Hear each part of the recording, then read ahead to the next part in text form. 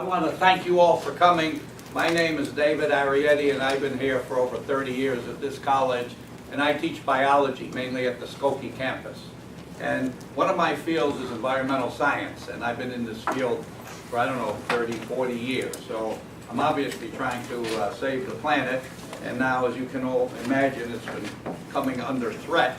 So I try to talk about it, and I also wrote 2 books about it that I will allude to later.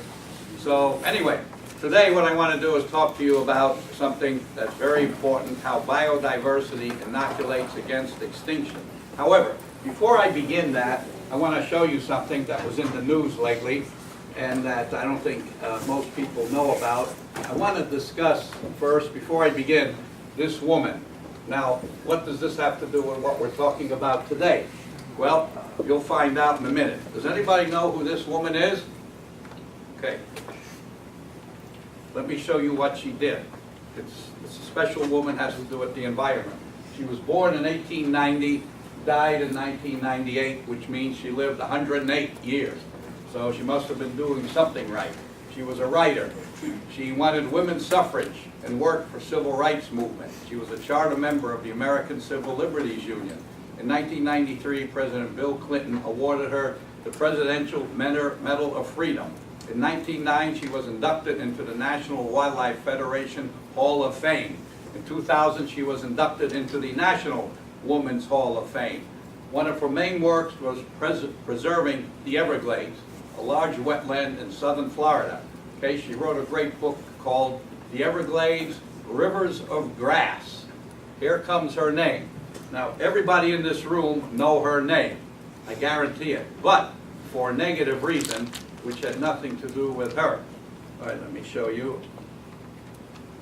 Here's the book, The Everglades, River of Grass, and her name is Marjorie Stoneman Douglas, the same one where they had that tragedy at the school in Florida.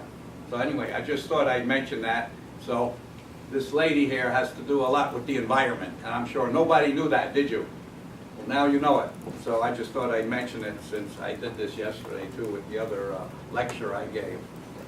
And so I thought it was important that you know her name and what she did, since I don't think most people knew about it. So when I heard about the school shooting, I did some research, and I found out she was a staunch environmentalist. So she helped the Everglades, and the Everglades is part of the biodiversity that we're going to be talking about today. I mean, it's already, I'm not going to talk specifically about the Everglades, but I'll just mention as a factor involved in biodiversity.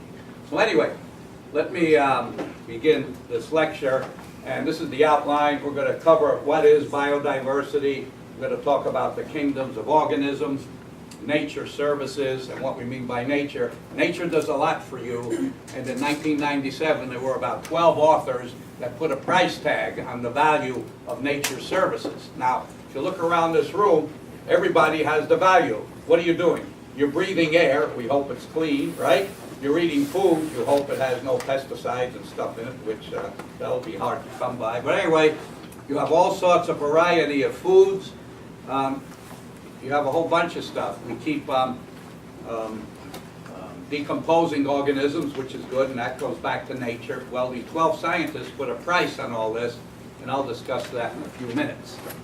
And so we're going to talk about threats to biodiversity, discussion of major kingdoms and how they interact with each other, and understanding relationships.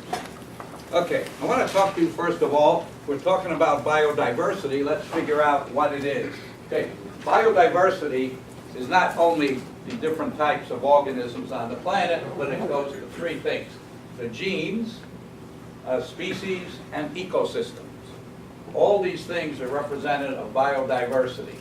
So we know what the word diversity means: different types of organisms, things like this. And this includes virtually everything: plants, fungi, bacteria, protists. We'll talk about that later. Animals. Anyway, the genes are very important, and certain genes encode for basically everything that organisms have in their bodies and the way they react, etc., etc. And some genes actually, because of certain genes, protect us. And I'll go into that possibly later. So that's very important. And then we have species diversity, okay? As of now, there's roughly, based on the last count, 1.8 million known organisms. The majority are insects, and I'll give you a number. I put all the numbers out there in a few moments. But since the majority are insects, that's very important for the planet too. And of course, we have plant species and fungi and animals. Now, the point I'm trying to make is that all these organisms work together, okay? And I'll go into that in a few moments. Then I want to talk to you about an ecosystem. What is an ecosystem? We're talking about that too because we all live in an ecosystem. Up here, we live in a sort of a temperate ecosystem. We have grasslands, we have some trees, things like this. And I want to tell you the definition of an ecosystem, since this is one of the major premises of environmental science. An ecosystem essentially is an area where the living and non-living exist. Now, in this room, everybody in this room, including the bacteria that live on you and in you and all over this room, are considered biotic factors because they're living.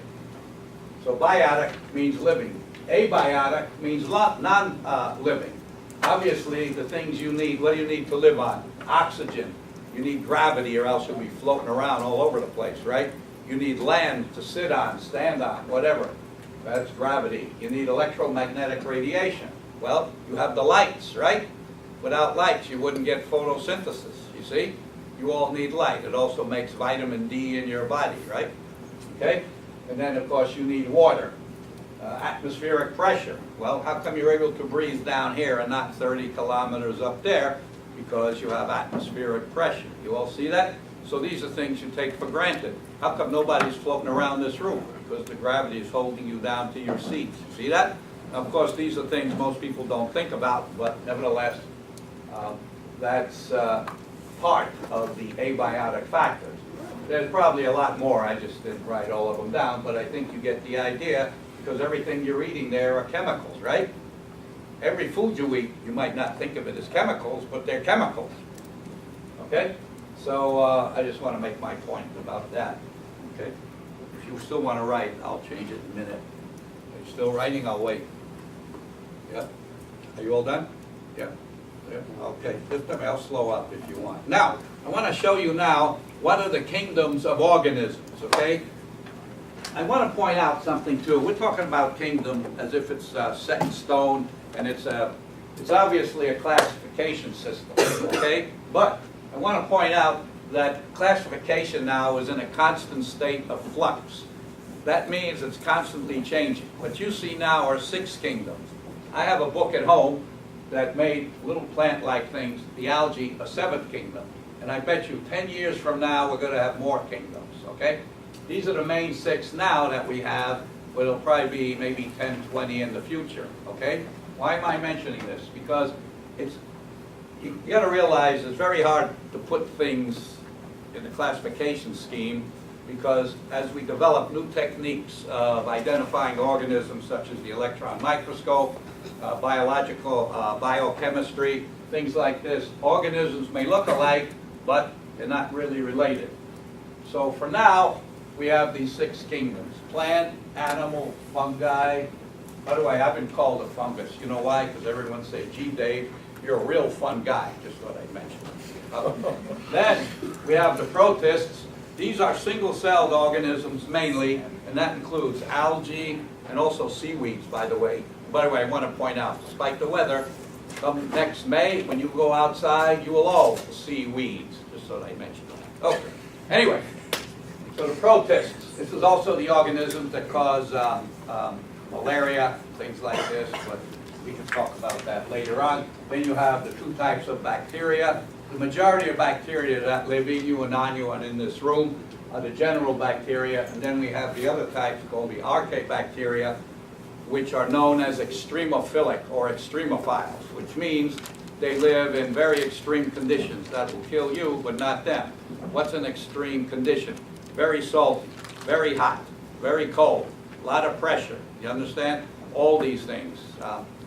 too much hydrogen sulfide gas. That'll kill you, but these things love it because they discovered a new form of energy production called chemosynthesis, which means they get their energy from the oxidation of hydrogen sulfide gas. And the technical term, what oxidation means, it means the losing of electrons, okay? That's the chemical definition. And at the bottom of the ocean, they have these large organisms such as these giant tube worms and crabs and shrimp which live there, which utilize that process to gain energy. I should point out that the tube worms in particular don't have any stomachs. They have bacteria living on them, which gives them the food that they need through chemosynthesis. So for now, these are the 6 known kingdoms. And like I said, in probably 10 years, this will be changed. So here are pictures of the kingdoms. Of course, we have the fungus, the protist, demonstrated by this paramecium. We have a flower, we have the general bacteria, archaebacteria, and of course animals. You see them? So these are the general kingdoms. And I want to point out, everything you see there, they all work together. Without them, we couldn't exist.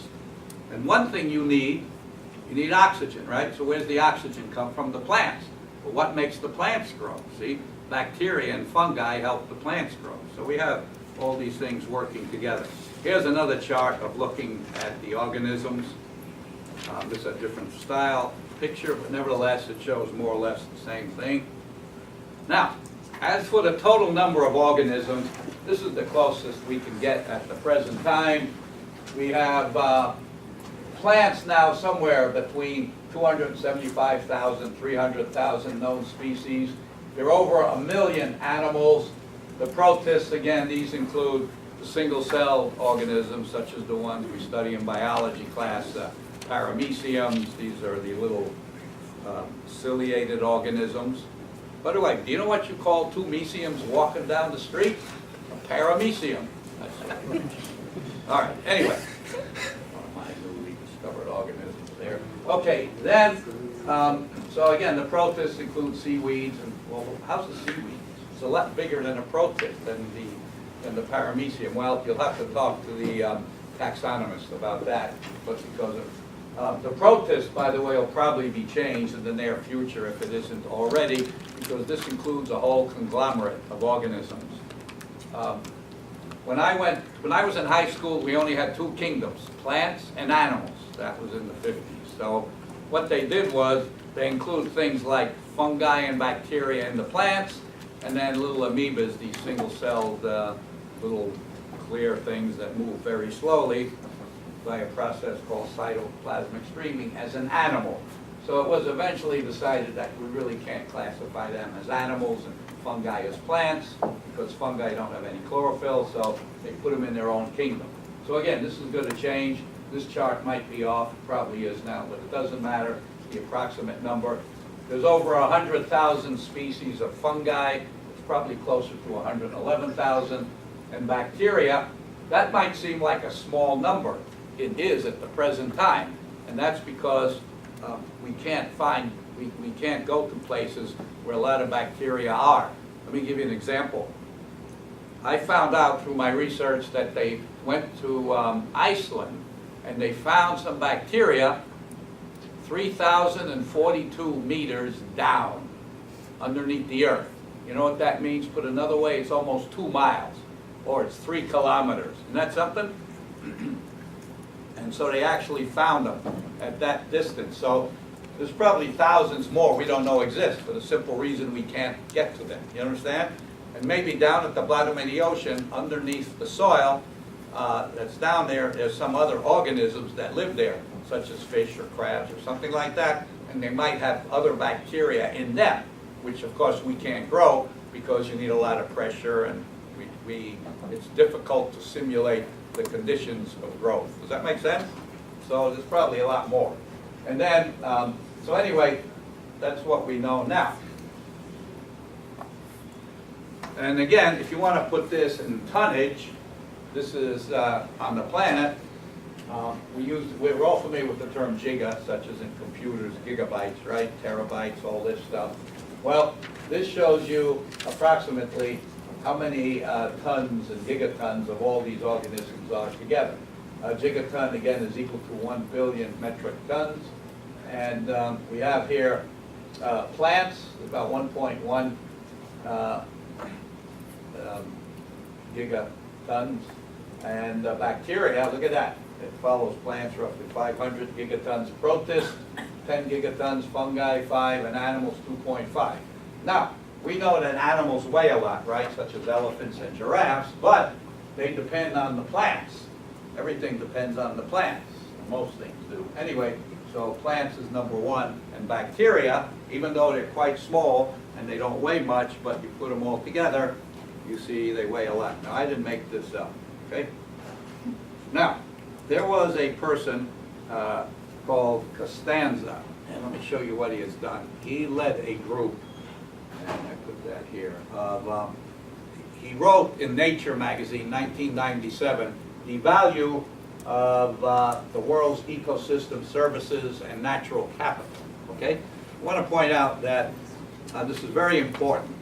And at the time, this was written in 1997, this article came out, they predicted that the value of services was between 16 and 54 trillion dollars, okay? Remember, that was over 20 years ago, right?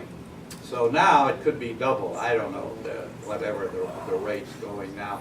But it could be close to maybe 100 trillion, 80 trillion, it doesn't matter, whatever it is, it's a lot of money, okay? And at that time, the average was 33 trillion. Now, it's kind of difficult to figure this stuff out. I, myself, don't know exactly how they figured out. How do you value, you know, how much oxygen is worth from each individual tree, you see? But nevertheless, they came up with this, and this is a very good article, and see all the authors in it. And I think Robert Costanza was the main one, since he's number one up here. And so it's worth looking into. You could I got this online. You can get it. I found it in many places. Some places they want you to pay for it, but I didn't pay for this. I got it for free. And I think that's the way everything should be when it comes to research and things like this. And then what this does is it lists all of 17 nature services. And all these are done by the biodiversity that we're talking about. Now, I'm going to go into how this prevents extinction in a moment, but I just want to mention real briefly what it does. I don't expect you to write these down, but just in general, gas regulation, climate regulation, disturbance regulation. This means when you have storms and things like this, they repair themselves. If you know about Mount St. Helens that blew its top, I believe it was near Alaska somewhere, right? It blew its top, and yet it's coming back now, the land. It's green, trees are coming back, plants are coming back, so nature is very resilient. All of you have water, and you know, water clears itself eventually. Rivers do that, and a whole bunch of organizations actually, or bodies on the planet clean water unless we keep polluting it. That's the purpose of the soil, and the water goes down, it gets clean, you know, okay? Water supply, erosion control, soil formation, things like lichens, which belong to the fungal kingdom. They exist in both algae and fungi together, and they're very important. Nutrient cycling, such as decomposition, nitrogen fixation, a whole bunch of stuff like that. By the way, it's the bacteria that fix the nitrogen. They take atmospheric nitrogen from the air to make it useful for the plants. And then we have pollination. We know about bees. A lot of the foods you eat have to be pollinated, and of course, we have a problem with bees. You heard about that, right? So it's called colony collapse colony collapse disorder, and I forgot the exact name. Anyway, it's causing a problem. So bees are very important, and for pollination. And if they go, that affects the food supply. So I'm just giving you a few hints what's to come. Biological control, and like I said, let me tell you something. As I told you, my main field is environmental science, and in my environmental science class, we talk about pesticides and food and crops and things like this. And what we want to do is to control pests. We have a lot of pests out there, but the last thing you want to do is treat it with chemicals, because the chemicals are having a hazardous effect on humans. Does anybody know what one of the main effects of pesticides are doing, especially to young girls? They're causing puberty to come as young as 8 years old. Now, I'm not making this up. Why is that? Because these chemicals, they have residues when they use chemicals, and then they decompose in the body and they act like estrogen. Therefore, they mimic estrogen. So these are called hormone mimics. You understand? So what it does, it reacts in the body as if it's like estrogen, like the hormone that they have. Therefore, it accelerates puberty. Okay? I had a woman in my class once. She was telling me her daughter reached puberty way before 12. So obviously, you know, it's not going to happen automatically. It has to do with pesticides, which are breaking down in the body. Therefore, nature did not make pesticides. Well, in a way, they did. They put natural pesticides in plants that you know, ward off other insects and other pests, such as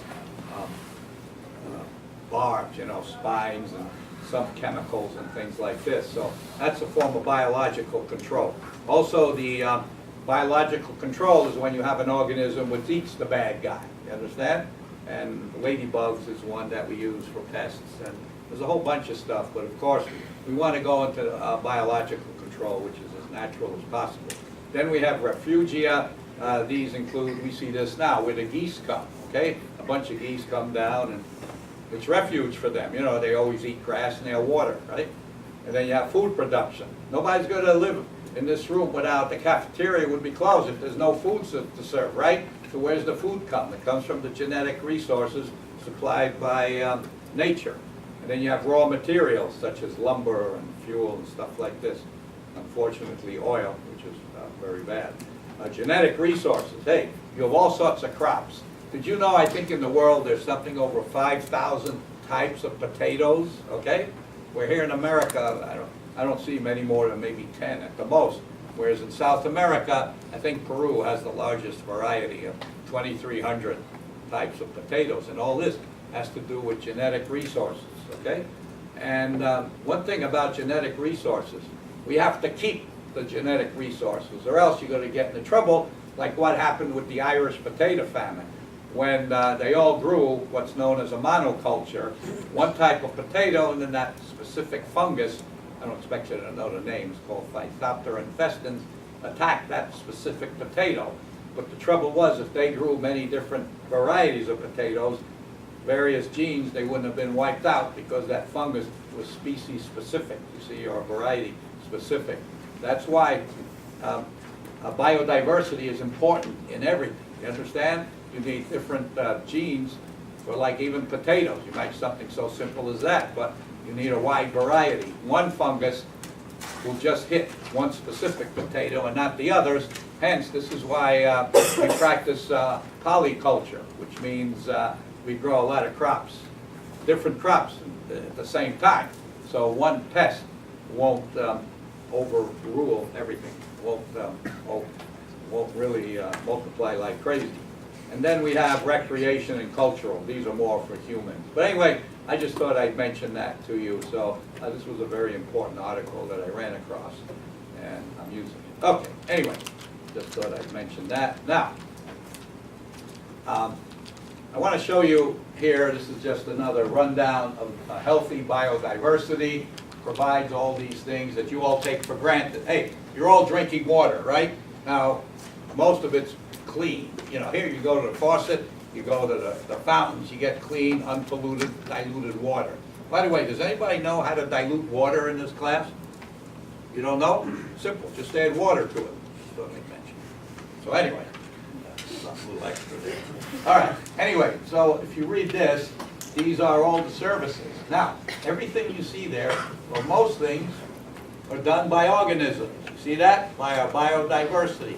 Where do you think soil comes from? Well, a good example, you ever hear of lichens? I think I mentioned that a few minutes ago. Lichens, you see these growing on trees. They're this crusty-like stuff growing on trees. And I'm going to tell you something. You won't see many in the cities because they're actually a good indicator of air pollution. The more air pollution, the less lichens you have. Now, I'm sure everybody here has been to Michigan. Have you been in the forests of Michigan, Wisconsin? Right? Far away from a city. Have you seen all those trees are just loaded with lichens? I was there a few years ago. Man, it was a beautiful scene, because you know the air is clean, right? Have any of you been there? Yeah, to the forest of Wisconsin, Michigan? I was there. It's beautiful. Go there. You see a lot of this crusty-like stuff growing on the trees, which means the air is wonderful out there. Well, better, I don't know. At least the lichens can survive it. Anyway, so these are the services up there. And like I say, you're all eating food. All that comes from the biodiversity. Nobody wants to eat rice every single day of the year, right? What would happen if they kill off everything but rice? You get pretty bored eating rice. See the point? So anyway, and here's some more. We get social benefits. We get research, education, recreation, tourism, cultural values, all those. Now, let's talk about threats. And unfortunately, we're seeing too many of these. And what I did was, I put together a list with a couple of little movies to show you, because I feel this is important. Now, I don't know if many of you think about this, but unfortunately, I think about these issues all the time for the simple reason that they're occurring. And one of the reasons they're occurring, because it seems like the politicians don't care. It's all about the money. And this is something we all have to think about. Everything costs money, but yet money is destroying everything. You agree? You understand? Everything's money. Why don't we do this? Because it costs money. Why don't we do that? It costs money. If we take away, if we try to clean up the planet, then if we, let's say we have a factory that's polluting, if we spend a lot of money putting in anti-pollution devices, that costs money. You understand? They feel money is more important than anything. We got to have money. And so one of my pet peeves is money. Of course, we need money to live on, but I'm going to tell you one thing. You all know a few months ago, or last year, there was a satellite, I think it was named Juno. You know where it went? Where did Juno go? I think it went to the planet Pluto. It took 9 years to get there. What am I driving at? If we can know exactly when the satellite will hit Pluto, which we did, we can do something like getting rid of money so everybody will be more or less equal instead of having too many poor, too many rich, and destroying the planet. Does that make sense? The fact we have this technology, and if you saw those pictures here, I'm just going to show you this because this is fantastic. Let me just get this as an aside. I showed this yesterday too. Pluto, which is known as the farthest planet, or they downplay it. I have to check what page, so they're afraid to show Pluto here. Oh, there it is. Show Pluto. You should see those pictures. It took 9 years to get them. And they knew exactly when it would hit and everything. Look at that. This is probably one of the better ones, but anyway. We have some better ones here. But there it is, okay? Took 9 years to get there, and it worked. You know what I'm going to do? I think I'll shut off the light, that way you can see a little better here. Is that okay? Can you still write? Yeah. Anyway, so look at the quality. Again, they had good cameras, and it went 9 years. And I believe they had a nuclear power plant on board. That's the only way they can get these satellites to run outside of the outer planets. I think Mars and beyond, because there's not enough sunlight.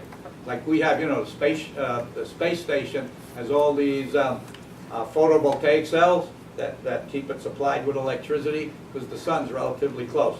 But once you head past Mars, you have less sun, you're not able to collect all the sunlight to generate electricity, so these satellites have a little nuclear power plant on board. That's the only way you're going to get it to work. Something with the electric effect, and for more details on that, you'll have to ask the physicists. Anyway, so here are the threats, and what I have done, I have given you some examples, especially the top one, called Nemeopsis ladii.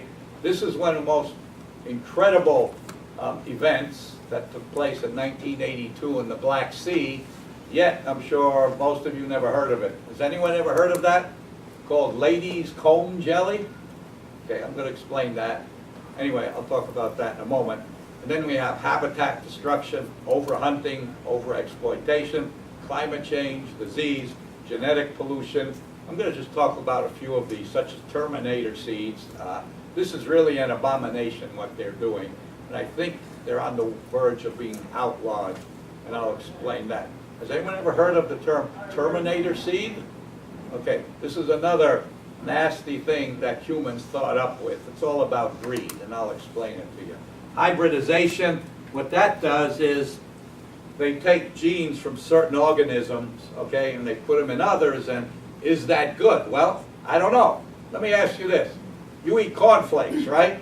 But chances are, if you examine the cornflakes, they're transgenic, which means they're GMOs, genetically modified organisms, where they take one gene from one species, put it in another to enhance the effect of the cornflakes or whatever.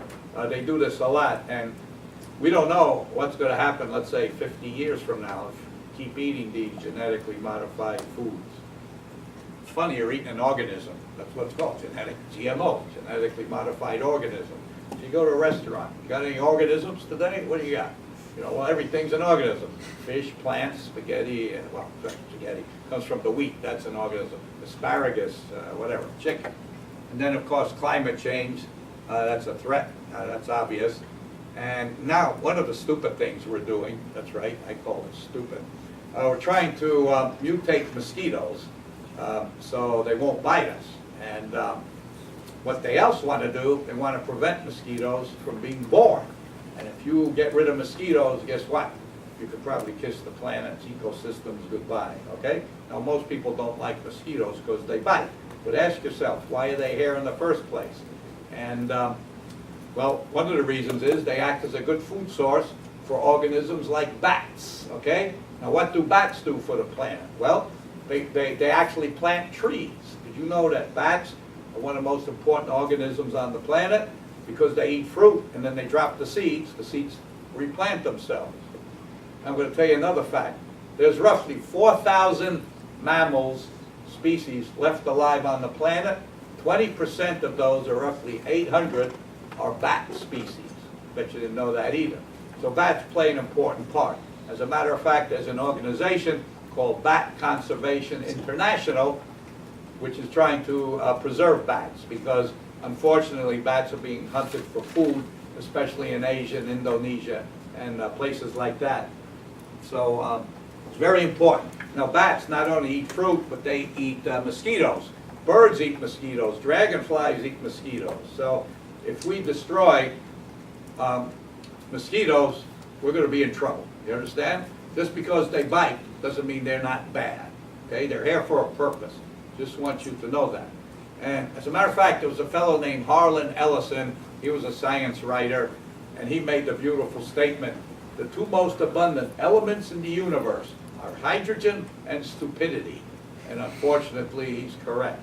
Anyway, now, I'm going to show you first a good example of good biodiversity, okay? And then I'm going to get into the bad stuff and really astound you with some fantastic facts, which is really so ridiculous that they exist that, I mean, I just got to share it with you. Anyway, what you see here is the ecosystem of soils, okay? Now, these are all the bugs and bacteria and fungus and stuff that live in soils. Why do they live there? To bother you? No, they serve a function, okay? Every organism that we see there has a niche in life. What is a niche? A niche is a role in life. They all have a niche. What is my niche? Very simple. My niche in life is telling you about niches. Anyway, yeah, that was a good one. Let's hear it. Okay, anyway. Now, so here we see all these bugs. You got worms and beetles and a whole bunch of stuff. Fungi and snails and bacteria. Now, here we see actual photos of those. These are the things you're going to find in soil. They're very important. Worms are incredibly important. And by the way, when you see a lot of worms after a rain, especially on the sidewalk, the rain is actually causing them to drown because they breathe through their skin. That's why you're going to see a lot of worms crawling on the sidewalk after a rain, especially a heavy rain, because they'll drown. So again, they breathe through their skin. And anyway, that's why you see them there. But anyway, in the soil, well, I keep mentioning anyway too many times.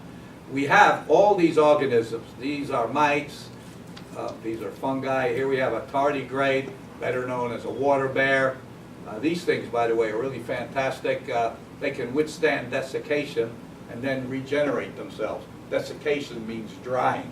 As a matter of fact, I think they brought these up in space, and they can even withstand space without any protection. And then they come back, you can regenerate them to live. So they're pretty cool. They're known as tardigrades, and the common name is water bear. They're kind of microscopic arthropods related to insects. They're quite interesting. And their eggs, they have little flagellum. The eggs are flagellated. It's interesting little creatures there. Yeah, this looks like a flagellated organism. Here we have fungal strands. So all these play a role in maintaining the soil. Okay, we also have earthworms which aerate the soil. So all these organisms, again, have a niche in life. Now, here we see byproducts of cattle. Let's talk about cattle. Okay, we know we have a lot of cows out there. By the way, someone asked me a question. You know why cows have bells? The answer is because their horns don't work. That's what I mentioned. All right, anyway, there's another story about cows I'll tell you later. Anyway, so let's read what we have here, and if we look at all these organisms, just think, if one of these types disappears, how we're going to be in trouble. You understand? Here we have cattle waste. Cattle waste feeds the soil that nourish the crops. Crops, as well as yielding grain, also yield straw. Straw provides organic matter and fodder. Okay? Crops are therefore food sources for humans and animals. Okay? Soil organisms also benefit from crops. Bacteria feed on the cellulose fiber of straw that farmers return to the soil. Amoebas feed on the bacteria, making lignite fibers available for uptake by plants. Algae provide organic matter that serve as natural fixers, and in this case, serve as nitrogen fixers. And what we mean by that, these are actually blue-green algae, better known as the cyanobacteria, and what they do is, in fact, people buy them, farmers buy them to mix in the soil, and they fix the nitrogen. What they mean by fixing nitrogen means it incorporates it into a chemical called either ammonium or nitrates. And these are the fertilizers you need for plants. Hey, do any of you go to the nursery and buy fertilizers? Right? Nobody? Nope, you do. What do you get? Nitrogen, potassium, phosphorus? Well, of course, you're not getting nitrogen gas, but you're getting nitrogen in the form of nitrates. That's the usable form. You know, 78.09% of the air in this room is nitrogen, with roughly 20.98% is oxygen. Okay, so the majority of the air in an unpolluted atmosphere is nitrogen. So, of course, you don't feel it, but and the oxygen is 20.94%. Nitrogen, oxygen is 20.9%, nitrogen is 70.08%, and then we have argon gas and carbon dioxide. This makes up, all these four together make up over 99% of the air in this room. So, we need that. So the algae, actually nostoc is an example of a blue-green algae which fixes the nitrogen. Then we have rodents, such as mice, things like this. They're very important. They bore under the fields. They aerate the soil and improve the water holding capacity of the soil. So you see, all these are very important. If we destroy even one part of this chain, things are going to go haywire. You understand? That's why we have to be very careful. And one of the things that do this, of course, are pesticides. So pesticides are very bad. Now, by the way, I just want to mention something to you. That word organic, I believe that's a bad word. Now, essentially what organic means, coming from life, which literally means when we talk about organic chemistry, that means chemistry containing carbon and covalent linkage. You know, things like sugar on your table, black pepper, even the plastic in this room, and the wood. This is all organic because it contains carbon and covalent linkage. When you go to a store, you know what it means. It means it does not contain pesticides, things like this. But the irony of the thing is that when you're talking about carbon and covalent linkage, most pesticides are organic, you see? So it's kind of a funny term. Get the idea? But anyway, I just want to share that with you. I'm very opinionated. And as I tell my students, if I want their opinion, I'll give it to them. All right, anyway. Now, so then we have spiders and centipedes, and insects grind organic matter from the surface of the soil and leave behind enriched droppings. I mean, all these organisms have a function. Then we have earthworms, and by the way, there was a book called, what was it called? I think it was Life on Earth, something like that. I got it at home. Earth Matter, something like that, where earthworms are #1 of all the animals he speaks about, which help the planet function. Okay? So this is very important. The earthworm, as it says here, is a natural tractor, fertilizer factory, and dam combined. So you got to hug an earthworm next time you see one. All right. Now, what I'm going to do is just give you some more brief examples. I don't know if anybody knows this term, the oxygen sag curve. And I want to point out, why am I emphasizing aquatic environments? Because my main field is, in addition to the environment, it's marine science. Okay? So, I deal a lot with water, and of course you all do because you got to drink it. Anyway, this is a good example of biodiversity. Let's say you have a river. Okay? Now, a river will eventually clean itself out. Okay? Let's say you have a sewage outfall pipe there, okay, in the river. Above the sewage outfall, you have something called the clean zone. Okay? So what's happening? The clean zone, look what you see there. You see a huge biodiversity. You see different species of fish, fly larvae, algae, things like this. So, what you have here, we're going to mention 2 terms. Let's see if we have any chart here. Yes, we do. Okay. I want to point this out. We have something called diversity versus density. This is very important. Now, what do we mean by this? Okay. A healthy environment contains a large biodiversity here. Biodiversity with low density, which means you have a lot of different organisms here, but not the incredible number of each one. You understand? So, you have a high biodiversity, low density. You understand that concept? Now, as we go down the river, notice we have these 2 curves here. I'll just look this way since I don't have a yardstick. This curve here represents the oxygen. Hence, it's called the oxygen sag curve, because if you would measure the oxygen in parts per million using a probe now, they used to use chemicals, now they use a probe, an electrode. You stick in, you're going to get low oxygen. As the water flows, the oxygen is going to go up again. This other line represents something called the BOD, biochemical oxygen demand. And that means it's expressed in the number of milligrams oxygen per liter of water needed to gobble up the pollutants, okay? And so at the very top, when we have the oxygen very low, we have a relatively high BOD. A high BOD is bad. A low BOD is good. When water enters a sewage treatment plant, it has a very high BOD. When it leaves the sewage treatment plant, a good sewage treatment plant removes up to 95% of the BOD. And anyway, so this oxygen curve, as we go down the river, we have first the clean zone, then we have the zone where, let's say, the sewage is. That's called the decomposition zone. Notice we're getting a smaller number of biodiversity, okay? We're getting smaller. Then, as we keep going down, we're going to hit the septic zone, where we only have two major types of organisms, okay? You may have worms and bacteria, but you're going to have a large density, you understand? And low biodiversity. That's the difference. The higher the biodiversity you have, the cleaner the water. Does that make sense? So then, as the river moves, eventually, assuming you stop adding the sewage or garbage, whatever you're polluting it with, as it goes down, it's going to increase the oxygen again. So this is why this is called the oxygen sag curve, if you remember. And again, what's the distance? This is all relative.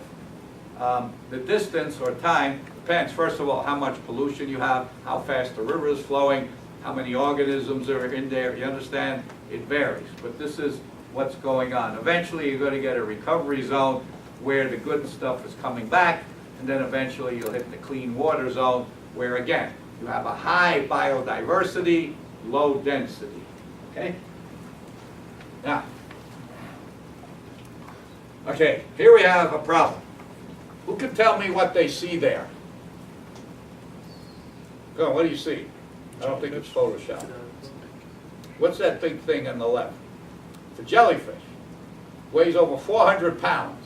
That's a diver. Now you might say this is Photoshop.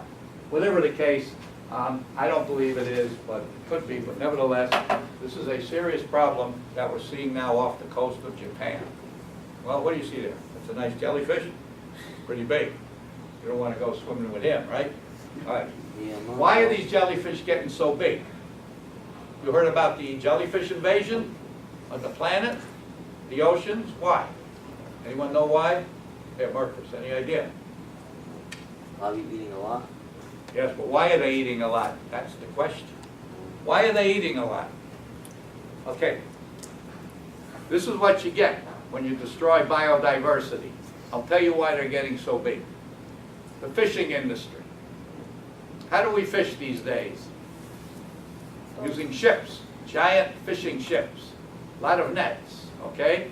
How do they know where the fish are? They use satellites, right? So what does that mean? The fish don't have a chance. You got that? Right? They don't have a chance. We have all these satellites up there, so they're emptying out the oceans of the fish. Now, here's the problem. What do fish eat? They eat a lot of eggs, stuff like this, right? Other than plankton, which I'll get to in a moment. Why do we have so many large jellyfish? Because normally the fish would eat the eggs of the jellyfish, right? What happens if you kill off the fish? The jellyfish are going to start multiplying and eat whatever they can, and they go non-stop. You see that? They did experiments. These things just eat and eat and eat, and they'll grow and grow and grow. That's why they get big, because we've overfished the ocean. You understand? When you take away the biodiversity, we're causing these things to bloom. And what's going to happen when they start blooming? They're going to eat the other little plankton, which are little organisms in the water that I'll mention about earlier.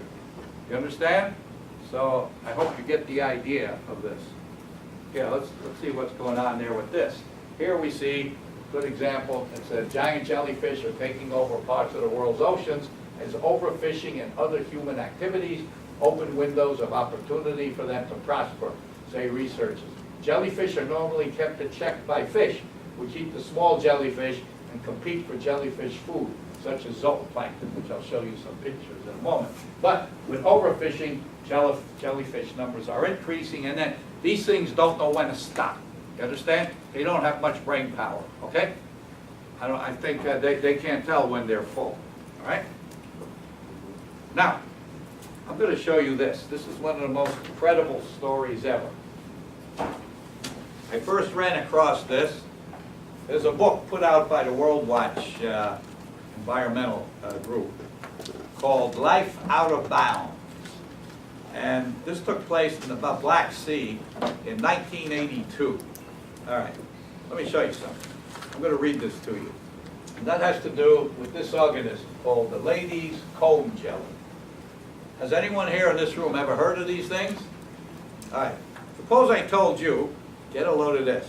I'm going to read it direct from the book. Let's see here. I also have it written there.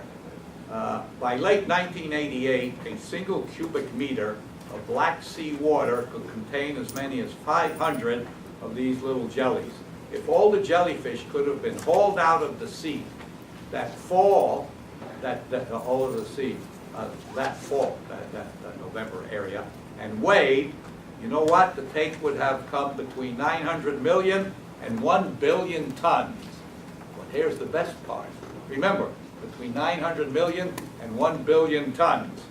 At least, you ready for this? 10 times the total fishery catch that year. You see that? So, if they weighed all of these together, they would weigh more than 10 times the total fish together, including tuna and what else they got, you know, tuna, cod, or whatever they have. Okay? Now let me show you this. I'll play this organism for you. Anyway, so it's pretty cool, this stuff.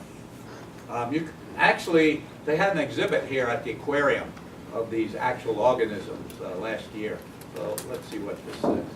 Here, I'll play it for you for a minute. Yeah, that's the best I can do. Take a look. That's what they look like. By the way, these belong to a different phylum than the regular jellyfish. The jellyfish belong to the phylum Cnidaria, beginning with spelled C with the letter C-N-I-D-A-R-I-A. These belong to a different phylum called Ctenophora. I'll spell it. And yet, the Ctenophora begins with the letter C, even though we don't pronounce the C. Ctenophores.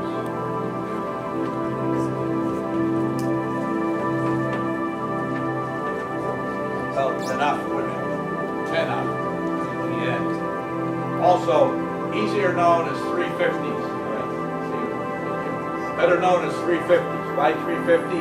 10 to 4. Get it? 10 to 4. Ctenophorus. Okay. Just thought I'd show you that. I learned that a long time ago. So, they're quite interesting little critters. All right. Let's see. Next. All right. Now, let's see the term zooplankton. What are they? All right, let me show you pictures. You see these little organisms? These are called zooplankton and phytoplankton. Have any of you ever heard of these terms before? Yeah, good, you know. So phytoplankton, the word phyto means plant, okay? Plankton are these free-floating organisms. See that? That go with the flow. All right, so here we see both a mixture. We have these little animals. The main zooplankton, zoo comes from the word zoo, which means animals, planktonic means free-floating, are things called copepods. This is by far the most abundant animal on the planet, yet I'm sure no one here has ever seen them. I worked with these a lot. I used to live in Israel for 5 years. I did work on the Sea of Galilee there, and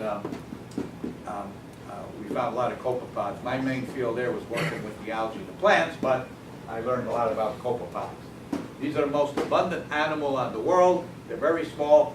Well, some you can barely make out with the naked eye. They're about the third the size of a pencil dot. But some are about an inch. These are parasitic on whales and things like this. But nevertheless, these things are little animals, and then they eat the phytoplankton, which are like the vegetables of the sea, the little plant things. You see that? Now, so we have here the phytoplankton and the zooplankton. So everything's written there, like it says, phytoplankton. These are the little microscopic plant-like organisms called algae, and the zooplankton are little animals that eat the phytoplankton. Now, here comes something real interesting. All right. Here we see three things. I want to ask you a question. There's a relationship between these organisms. Up here, we see the phytoplankton. Anybody know the names of these little shrimp? They're called krill. Anybody know that? Krill? Okay, and these are whales. Okay, there is a theory out. Now, did you know that if this theory is correct, we're going to be in trouble? If we kill off all the whales, there goes the oxygen supply of the planet. What's the relationship? Anybody ever hear that? Good, what is it? Well, the krill keep track of, they eat the phytoplankton and algae make oxygen. Most of the oxygen comes from... So what's going to happen if you kill off the whale? There's going to be there's a high density of krill eating the algae. Exactly. So they're going to eat themselves out of business, so to speak. And they predict, or at least they say, they think 40% of the world's oxygen comes from the oceans, you see? From the photosynthesis of the phytoplankton. You know what that means about the whales, since the whales eat shrimp, means they don't keep kosher. Anyway, you get the idea. All right, so here we see the krill. Now, guess what I brought? Yes. When I was in Israel, I went to an old ma and pa store. Guess what I bought? A can of krill. See? I never opened it. I don't intend to. Look at that. Tough mud. Nice, huh? Real krill. Here it is. I bought it many years ago. It was over 20 years ago I had this can. I'm not even going to attempt to eat it. But anyway, it comes in this little box. guess you could say if I threw this at you, I will krill you. Anyway, so you get the idea. So here's the krill. It's in this little jar. So if anybody wants to see it, we'll see if we can. Anyway, then there's something else. I ran across a game called Krill, a whale of a game, based on these organisms. And anyway, it's quite interesting. But anyway, so the krill, look at that. Can you imagine playing a game of krill? That means whoever thought of it knew these things are important. Now, guess what they were thinking? They would use krill to feed the humans. Does that make sense? Why not? They feed the whales. You see it? Okay, so here's the krill. Isn't that interesting? I just saw it there, figured, hey, might as well grab it. I never saw krill in the store before. I don't think Jewel sells krill. But anyway, all right. So, okay, now, I want to mention one more thing. Again, I'm telling you, the human race not so bright. We have something called the terminator seeds. Who knows what they are? Anybody ever hear? No? Yeah, what are they? So the seeds, like, they're made so they can't be regrown, and they don't produce other seeds. Exactly. And why do they do that, the companies that make them? So they can make more money. More Exactly. seeds. So here, let me tell you what that means. Very good. Let's take corn, for instance. Hey, how do farmers get enough seed to grow their crops? Again, well, they grow the crops, they sell most of it, but they save some to regrow for the following year, right? So let's say you want to grow corn. So you raise the corn, you keep some for yourself to sell, you know, you take off the corn and grow it, right? And then you sell the rest of it. And you assume the corn you grow will regrow, right? But I think it's Monsanto or Cargill, the seed companies, they genetically modified this. So guess what? The farmer cannot do that. You can't resave the corn and grow it. It won't grow. They call that the suicide seeds. It will not germinate or grow. That's pretty nasty, isn't it? And what you're doing with this case, you're destroying the wild varieties of corn. Do you see that? If these greedy companies, it's like extortion. You know, this is extortion. You got to buy our seed, or else you're not going to get any seed. You see? So anyway, this is what they do. And again, it's amazing how they come up with these things. These are all evil. You understand? It's all about the you-know-what. What's it about? Money. Exactly. That's why, you know, I'm very sarcastic, but we have to get rid of money. And I don't know how we can do it. But let me ask you this. You all agree it's not really fair for the poor. Many of them have no means of getting out of it, right? In many cases, it's not their fault. You understand? They're just born in poverty, right? And then you have the super rich, which are born rich. And, you know, you could call it luck or whatever, but, you know, I've known some rich. I don't think they're very nice guys, especially the ones in Washington.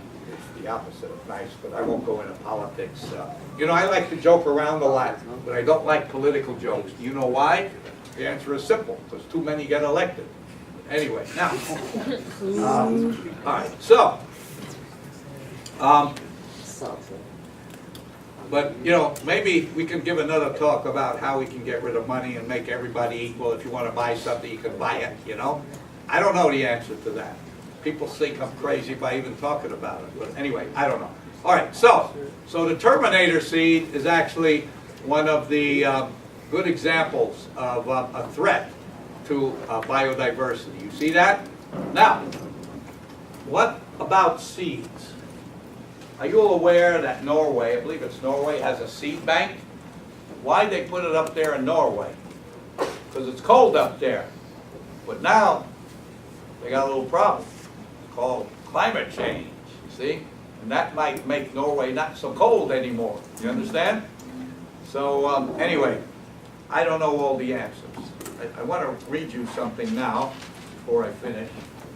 I'm kind of going fast here. Just by chance, I was given a number of science magazines the other day, and I was looking through them. And they range from 2005, 2008, you know, which is more than 10 years ago. And each issue, before I give them away, we have a desk at the other campus, with a table where you put freebies, you know, books and stuff you want to get rid of. Let people use them, you know, because I can't. In fact, I tear out the information I'm looking for information that I can use. And this is an editorial in the April 2005 issue. That's exactly 13 years ago, right? It says 15 April. That's pretty close, huh? Exactly 15, what is it, 13 years and 3 days ago, right? Okay, let me read this to you. It said, loss of habitat, invasive species, global warming, pollution, overexploitation, disease, and perhaps other unidentified stressors present a massive threat to global biodiversity. The world's ecosystems provide services whose estimated value is in the trillions of dollars annually, okay? The assessment found that about 60% of the ecosystem services that support life are being degraded or used unsustainability. So, speaking of sustainability, I want to give credit to this college for a very simple reason. We have a woman who works here by the name of Deborah Kutzka.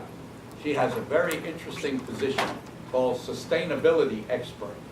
I'm glad this college has one. Now, I teach at a number of colleges, and I've never heard of that. So that means Oakton is one of the premier colleges, I'd say, in the world. We even have a position like that. You all agree? Right? And what she did was she was responsible for, or at least helped, put an electric charger out there by the new science building. And if you have a Nissan or some other car that runs on electric like I do, you can charge it for free. Okay? Just want to let you know. Now, I myself drive 2 cars. Why do I drive? Well, I drive 3 things. I drive an Echo that I bought in 2004. That was the best car I could get. It's a 5-speed. I get 40 miles a gallon. And then I decided, with all this talk about climate change and stuff, I tried to buy a used Nissan Leaf, which I did. I bought that last year. And I spew out more carbon dioxide than that does. I think that's pretty neat. And the third thing I drive my students crazy with my jokes. So anyway, now, but I try to practice what I preach. Okay, so I think I've said enough. Are there any questions, comments, complaints, anything? Any questions? None? All right, so what I want you all to do is go out and save the world. Got it? Okay. Thank you for coming. I have 2 of my students here, these 2 young guys over there, they're in my class. I have here, this is called Django. I know I forgot something. This is a game where you pull out the parts and see if it falls, right? You aware of that? Yeah. Think of this as the planet Earth with all its organisms and ecosystems. What happens, let's suppose I pull this out. What's happening to this structure? It's getting Come weaker, on, staple. right? And if I pull the top, it's not weak. But if I pull this one out, every one I pull out, it's weakening the structure, right? So think of each wooden block as an organism, right? That we need, either bacteria, animals, plants, whatever, fungi, right? What's going to happen if we pull half out? Boom, the whole thing's going to collapse, right? Especially if we do it from the bottom. You all agree? So I forgot to show you that. I got carried away here. Good. Now I got that. Thank you.